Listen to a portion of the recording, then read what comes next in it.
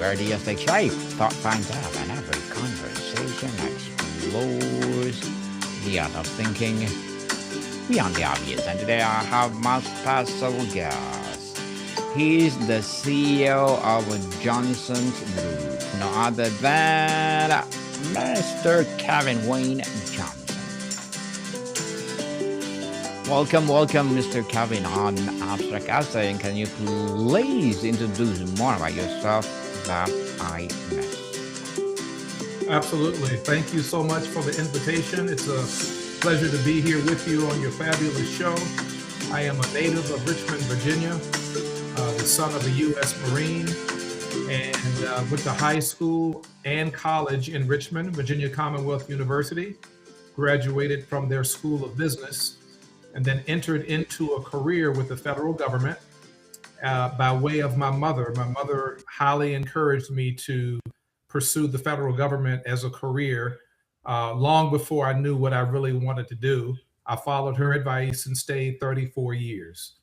After I retired, I started my company, the Johnson Leadership Group, where I serve as the chief executive and the lead trainer and the lead executive coach, where we work with government agencies, corporations, churches, nonprofits, and also academic institutions to equip and prepare leaders that will be next generation, inspiring, motivating, and encouraging men and women to help to make the world a much better place.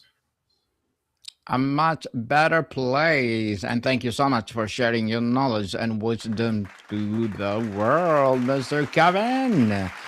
And today, let's talk about becoming a person of influence. So many equate influence with the title or magnetic personality. You talk about becoming a person of influence. What is the fundamental shift in identity or mindset that has to happen first?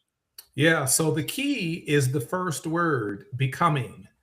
And anytime you see a word that ends in ing, that just a symbol of the fact that it's recurring, it's ongoing, and it's continuous. We are always striving to become a person of influence. And it's through our influence as leaders, whether it's in our family, our neighborhood, our social and civic organizations, our church, our workplace, wherever we are, our influence is at its best when we can demonstrate outwardly that we are men and women of integrity, and we spend time pouring into and developing others, and we are good listeners, and that we empower people to tap into their potential to be the best that they can be. That's what becoming a person of influence is all about. And again, it's an ongoing, continuous process. It's not a one-off, but it's ongoing for a lifetime. Interesting, Mr. Kevin. So you've said influence is built on trust, which is slow to earn and quick to lose. In a world that rewards speed and visibility, how do you resist shortcuts and remain committed to slow, deep work building trust? Well, trust is something that is earned and it's not given, just like respect. So it takes a while. We have to be persistent and we have to be patient to earn the trust of others. And that is a person that keeps their word, a person that is where they say they're going to be, a person that follows up and follows through, and someone who is relatively consistent. That you can predict their next step, you can predict their pattern, and over time, by earning trust, what we are doing is we're demonstrating that we're patient and that we're taking our time and we're going to be slow to get to know people around us so that we can develop them, train them, equip them, and lead them in the right direction. And so over time, whether it's 7 months or 7 years, it will depend on the person, it depends on the team, it depends on the organization, but we have to be patient. And that is part and parcel of what becoming a person of influence is all about. Mr. Kevin, true influence seems to stem from a clear core purpose. How did you discover, refine, and learn to articulate your own why? And what does the act of your true north in moments of decision? Well, I'm glad you asked the question around why. Why gets into helping others to understand how we solve problems and how we make decisions. And even when people don't agree with the decision that we've made or how we've solved a particular problem, if they understand why, then they are more inclined to continue to follow, continue to support, and to continue to be a part of the team that's driving the project forward. When we don't take the time to help people understand why, then they will continue to be resistant if they don't agree. And because they don't understand and no one has taken the time to explain exactly the steps that we've taken, they may even decide to just leave. And so those are negative attributes of not helping people to understand the why. But the positive is, even if they disagree, because they understand, they'll still be a very, very important, key, integral part of the team to help to drive the activity, the task, and the project forward. And that's a big difference. And that's why we spend so much time on this topic, becoming a person of influence. That's part of how we use our influence, is helping people around us to understand the why behind why we're doing what we're doing. The why, the big why, people. There's often a tension between being influential and being universally liked, especially when you have to make hard calls or challenges that status quo. How do you navigate paying the integrity tax when your principles requires unpopular stand? Yeah. So, another good question. One of the things that we help leaders to understand, and we're all different. So, each person will use their own style and their own method and their own way. But making ourselves friendly and approachable is a huge step forward.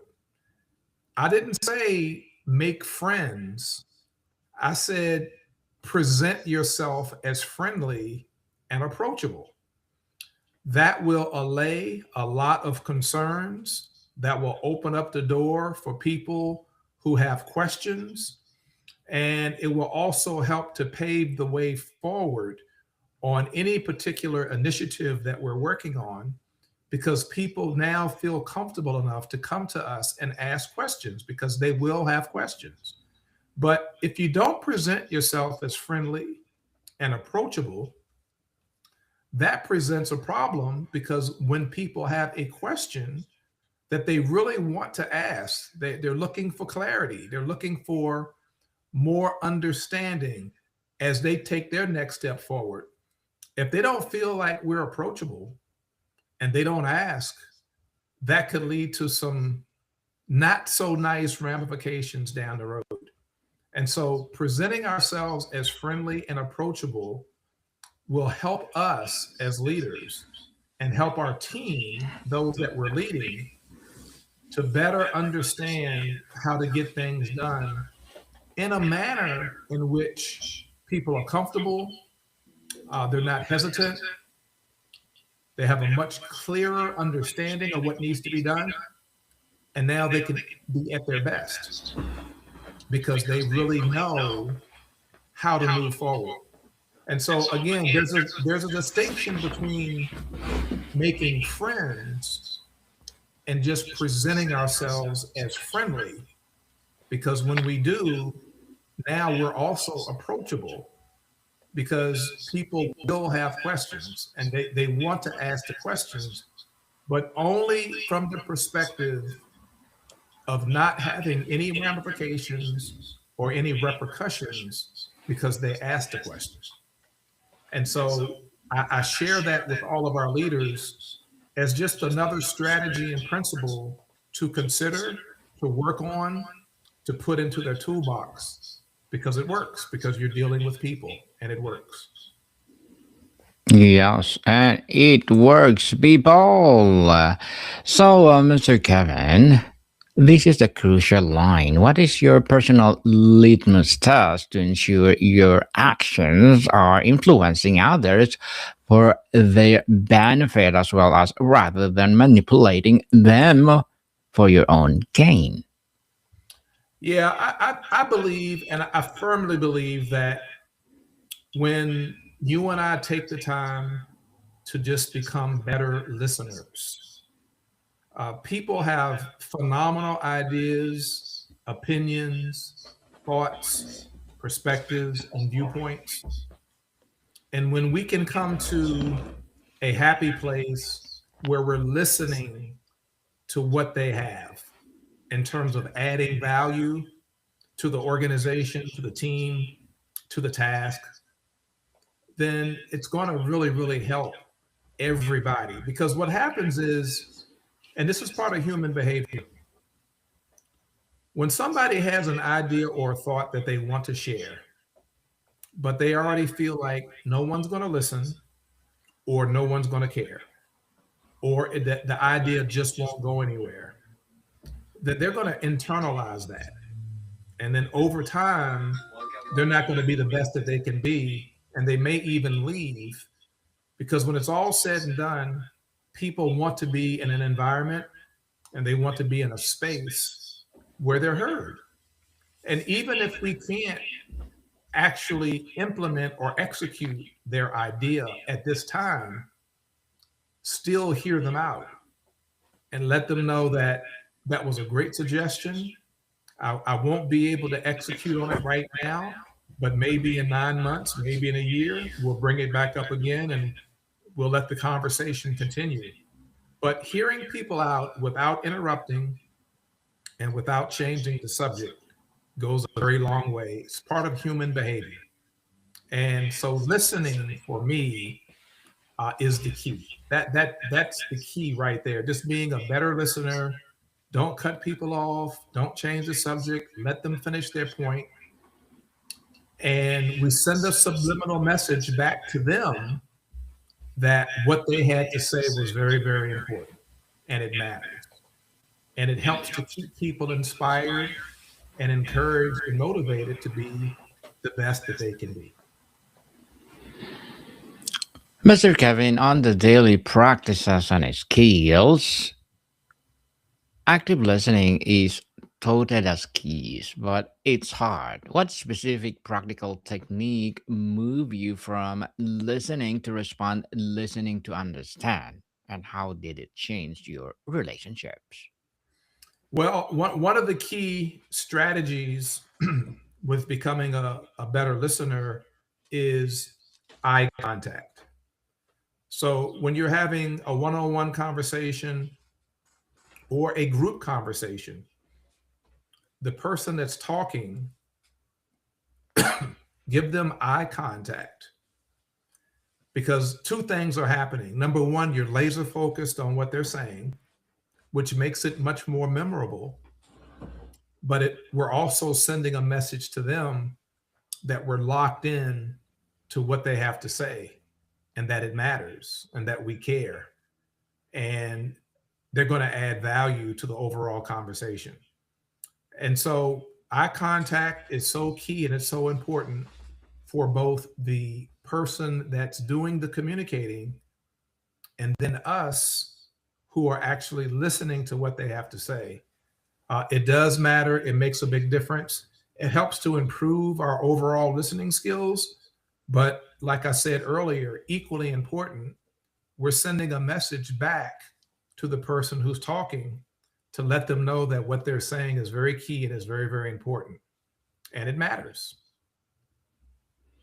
Yes, definitely it matters, people.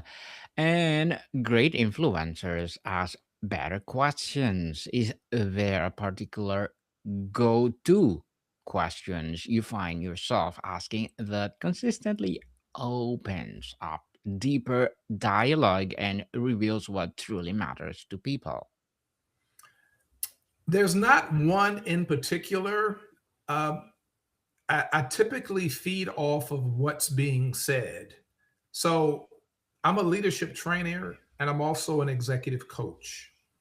And as a coach, I've learned a lot of these listening skills because the coach does most of the listening during the coaching sessions. The person that's being coached is doing most of the talking, probably 80% of the talking in terms of their own personal and professional development.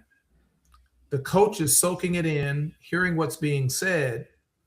And so, my next question or my follow up question to what they said has everything to do with the journey we're on or the topic we're on.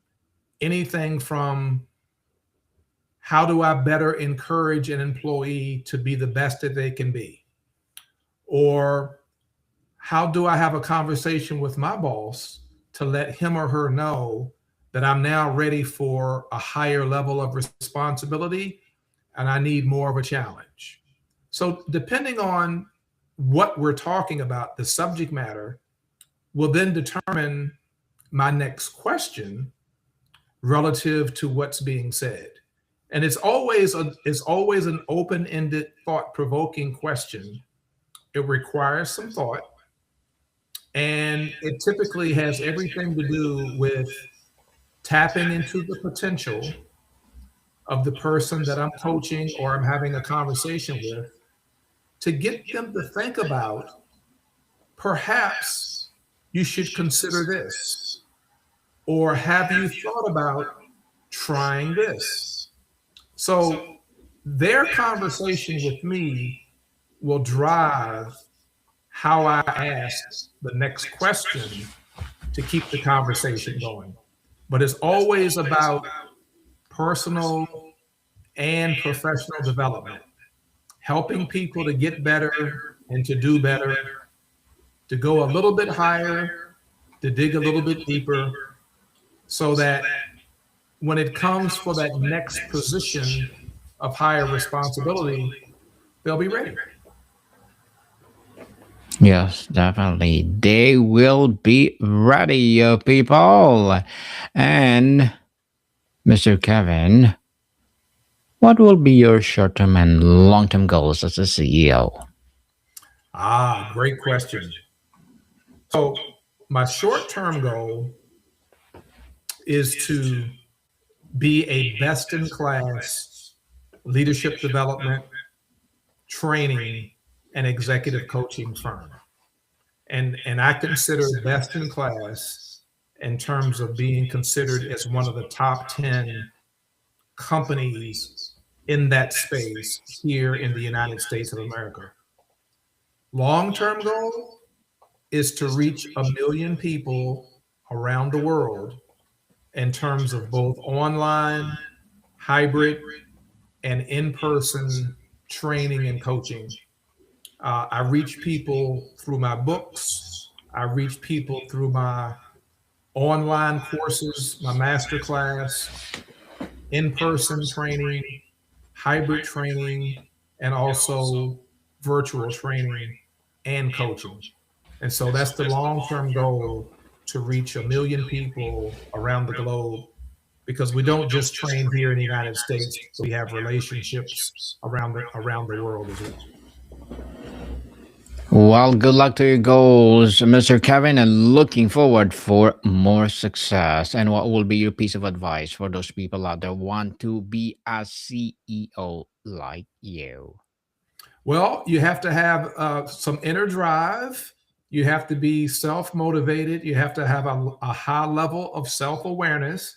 Self awareness is the first quadrant in emotional intelligence. There's self awareness, and then there's self control or self management, and then there's social awareness, and then there's relationship management. Those are the four quadrants of emotional intelligence. But you have to like yourself. You really do. You have to be the type of person that just gives yourself a hug. You're comfortable in your own skin. You have a very favorable outlook. You see the glass as half full, even though it is half empty, and you kind of go for it, right? It's a faith walk, and it's a risk, but we take risks in everyday walks of life. But it's something that you have to stick with when things are going well, and you still have to be optimistic when things are not going as well as you intended. If you have those attributes and characteristics as a part of who you are in your DNA and your core, you'll be just fine. You'll be just fine. Thank you for that advice, Mr. Kevin. Thank you. Thank you. So, if your influence was perfectly successful, what would the people closest to say about how you made them feel and what you empowered them to do? Well, I would empower them. First of all, I'll answer the last part first. I would empower them to be themselves. Don't try to be a copycat. You are unique. There's no one else on the planet like you in terms of your temperament, your attributes, your characteristics, your work drive, your potential, your ability, your skill, your knowledge. You're unique. So you don't have to try to copy anyone else. But what I believe that people would say is that they would say that Kevin gave me an opportunity. He showed me the way, and he gave me an opportunity, and I could come back to him and ask questions as they were surfaced, and he would always take the time to answer the questions. And that's what influence is all about. It's about identifying the potential in people, helping them to see it and realize it and work on it and work toward it to be the best that they can be. And as they're developing and as they're growing, being there for them to answer questions, pick them up when they fall down, and give them encouragement like a cheerleader, keep them inspired and motivated to go forward. And that's our role as leaders. And that's what I teach, that's what I train, and that's what I coach. Interesting, Mr. Kevin. And before we wrap up our discussion for today, I'm inviting you to please do listen to my other podcast, people. My other podcast, because my Abstract Essay is already in fifth season, Abstract Poetry in second season, and my book 101 Review sixth season. These year, Comedy 101 in the third season, and Mod Food 101 in sixth season as well. Geography 101, Love Letters, Movie 101 Review, Music 101 our fourth season, Science 101 and Sex 101 in third season. And my baby podcast, Trivia 101, Mental Health 101, Law 101, Bible Verses 101, Entrepreneurship 101, and of course, Motivation 101. Please listen to them wherever you listen your podcast. So, Mr. Kevin, what's one piece of a common advice about how to be influential that you believe in either misguided or incomplete? And what would you offer instead? Hmm. What would be missing or incomplete? I would say that becoming a person of influence has everything to do with elevating the potential that resides within people, oftentimes with them not even realizing that they have the potential to get something done. That's the differentiator when we say becoming a person of influence. If we fail to do that, then we're not making a positive impact in people. We're more so setting up a negative impact. And the key to becoming a person of influence is to make sure that we are making a positive impact in their lives so that they can continue to move forward and get better and do better and ultimately get to a higher level of responsibility. So that's really what it's all about. And that's what we teach. That's what I do my best to live and show, because it's not always about what we say, but people are always watching and they're emulating, and people do what people see. And so we are examples and we are role models, and people are always watching. Yes, and thank you so much for sharing your knowledge and wisdom to the world, Mr. Kevin. Thank you, thank you, thank Thank you. you. Yes, so can you please invite our listeners to support your advocacy, your business, or anything you want to promote on Upshot Yeah, SA? yeah, absolutely. Thank you again. The name of the company is the Johnson Leadership Group, and our website is www.thejohnsonleadershipgroup.com. And there's my email address right there, kevin@thejohnsonleadershipgroup.com. Feel free to reach out and touch anytime. We have a standard policy here that we respond within 48 hours, and I look forward to hearing from you. Yes, people, let's support Mr. Kevin because if you support him, for sure, more and more empowering advocacy like this will rise. So, one more question, Mr. Kevin. A pitfall for a leaders is creating followers who can act without them. How do you consciously use your influence to make people less dependent on you, empowering them to find their own voice and legacy? By giving them opportunities all along the way and not micromanaging, but just being available nearby when they have questions or if they happen to fall down. But it's an ongoing, continual process of trusting people to be able to fulfill a particular responsibility and not micromanaging the process, but just staying close enough where we can give some advice and some counsel as needed. Yes, indeed. And Mr. Kevin, thank you so much for your time. Thank you. Thank you. Welcome, people. See you soon.